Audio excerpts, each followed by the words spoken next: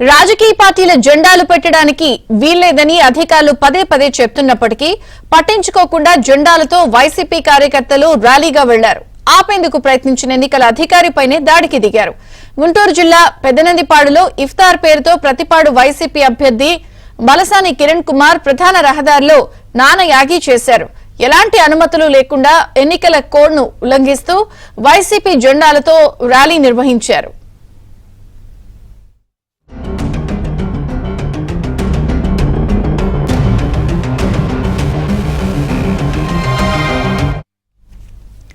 అయితే రోడ్డుపై జరుగుతున్న తంతును ఎన్నికల అధికారి ఆపే ప్రయత్నం చేశారు. దీంతో వైసీపీ కార్యకర్తలు ఆయనపై విరుచుకుపడ్డారు.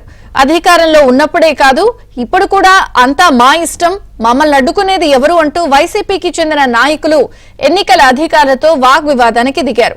ఆ తర్వాత మీరు ఒక్కొక్కరికి దగ్గర ఒక్కోలా వ్యవహరిస్తున్నారేమిటి అంటూ ఎన్నికల అధికారిపై మూకుమ్మడిగా దాడి చేశారు.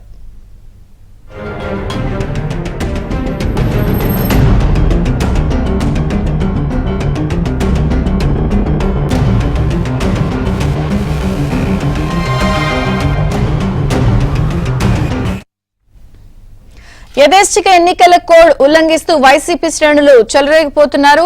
అడుగుతున్న ఆపుతున్న ఎన్నికల అధికారులపైనే తిరగబడే పరిస్థితి. మరిన్ని వివరాలు మా ప్రతినిధి సాంబశివరావుని అడిగి తెలుసుకుందాం. సాంబశివరావు.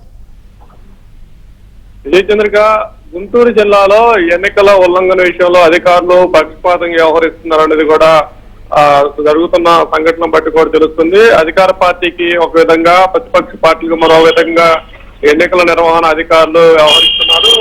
ఇటీవల గతంలో ఎప్పుడే ఎలక్షన్లకు లేని విధంగా ఈసారి ఎలక్షన్ లో కూడా ఇంటింటికి ప్రచారానికి కూడా అనుమతులు తీసుకోవాలి. పార్టీ కార్యాలయాల ముందు కూడా ఫ్లెక్సీలు ఉండకూడదు, పార్టీ జెండాలు ఉండకూడదు నిబంధనలు పెట్టి అన్ని తొలగించారు. అయితే నిన్న ప్రతిపాడు నియోజకవర్గంలో వైసీపీ అభ్యర్థి బలసాని కిరణ్ ఇఫ్తార్ విందు, పెదనందిపాడులో ఇఫ్తార్ విందు ఏర్పాటు చేశారు. ఇఫ్తార్ విందుకు భారీ ర్యాలీతో కూడా ఆయన పెదనందిపాడులో వైసీపీ శ్రేణులు ర్యాలీ చేపట్టి నానా హడావుడి చేశారు. స్థానికులకు, వాహనదారులకు తీవ్ర ఇబ్బంది కలిగినా కూడా అక్కడున్న పోలీసులు ఎవరు కూడా వారిని కట్టడి చేసే ప్రయత్నం చేయలేదు. మరోవైపు ఎన్నికల నిర్వహణ అధికారులు వచ్చి ఆ ర్యాలీలో జెండాలు ఇన్ని వాడకూడదని చెప్పినా కూడా వారిని కూడా బెదిరించే స్థాయికి కూడా వైసీపీ శ్రేణులు వెళ్లారు. వారిని బెదిరించి వారిని హెచ్చరికలు జారీ చేసి తిరిగి వాళ్ళు మాట్లాడినా కూడా కనీసం వారిపై కూడా ఎలాంటి చర్యలు తీసుకోకపోవడం, ఉన్నతాధికారులకు ఫిర్యాదు చేసేటువంటి సంఘటనలు కూడా చేయకపోవడంతో కూడా ఆ ఎన్నికల నిర్వహణ అధికారులు కూడా ఏకపక్షంగా వ్యవహరిస్తున్నారు. అధికార పార్టీకి ఒక విధంగా,